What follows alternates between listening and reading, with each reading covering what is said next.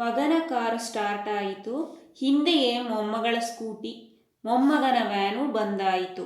ಸೊಸೆಯೊಬ್ಬಳಿಗೆ ಈ ಹೊತ್ತು ದೇವರೇ ಹೊರಗಿನ ಕೆಲಸ ಸಮ್ಮಿಲಿಸಲಿ. ಅಷ್ಟು ಮಾಡಪ್ಪ ನನ್ನಪ್ಪ, ಗುಟ್ಟೆ ಮಲ್ಲಪ್ಪ, ಒಂದು ಹೂ ಹೆಚ್ಚಿಗೆ ಇಡುತ್ತೀನಿ ನಿನ್ನ ಗಟ್ಟಿ ಪಾದಕ್ಕೆ. ಇವರೆಲ್ಲ ಹೊರಟರೆ ಆಚೆಗೆ ಒಂದಿಷ್ಟು ಹೊತ್ತು ನಿರಾಳ ಮಾತನಾಡುತ್ತೇನೆ ನನ್ನ ಮುದುಕನ ಕೂಡೆ. ನಿರಾಳ ನೆಮ್ಮದಿ. ಇದು ಮುದುಕಿ ತನ್ನ ಮನಸ್ಸಿನಲ್ಲಿ ಹೇಳಿಕೊಳ್ಳುವಂತಹ ಮಾತುಗಳು. ಮಗ ಕಾರು ಸ್ಟಾರ್ಟ್ ಮಾಡಿ ಹೊರಡುತ್ತಾನೆ. ಮೊಮ್ಮಗಳ ಸ್ಕೂಟಿಯೂ ಹೊರಡುತ್ತದೆ. ನಂತರ ಮೊಮ್ಮಗನ ಸ್ಕೂಲ್ ವ್ಯಾನು ಕೂಡ ಬರುತ್ತದೆ.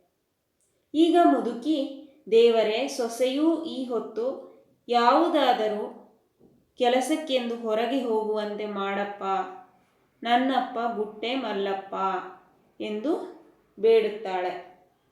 ನಿನ್ನ ಗಟ್ಟಿ ಪಾದಕ್ಕೆ ಒಂದು ಹೂ ಹೆಚ್ಚಿಗೆ ಇಡುತ್ತೇನೆ. ಇವರೆಲ್ಲರೂ ಹೊರಗೆ ಹೊರಟರೆ ನನ್ನ ಮುದುಕನ ಹತ್ತಿರ ಒಂದಿಷ್ಟು ಹೊತ್ತು ನಿರಾಳವಾಗಿ ಹೆಚ್ಚಿಗೆ ಮಾತಾಡುತ್ತೇನೆ ಎಂದು ಮುದುಕಿ ದೇವರಲ್ಲಿ ಪ್ರಾರ್ಥಿಸುತ್ತಾಳೆ. ನಾವು ಈ ಸಂದರ್ಭವನ್ನು ಈ ಪದ್ಯ ಭಾಗದಲ್ಲಿ ಕಾಣಬಹುದಾಗಿದೆ.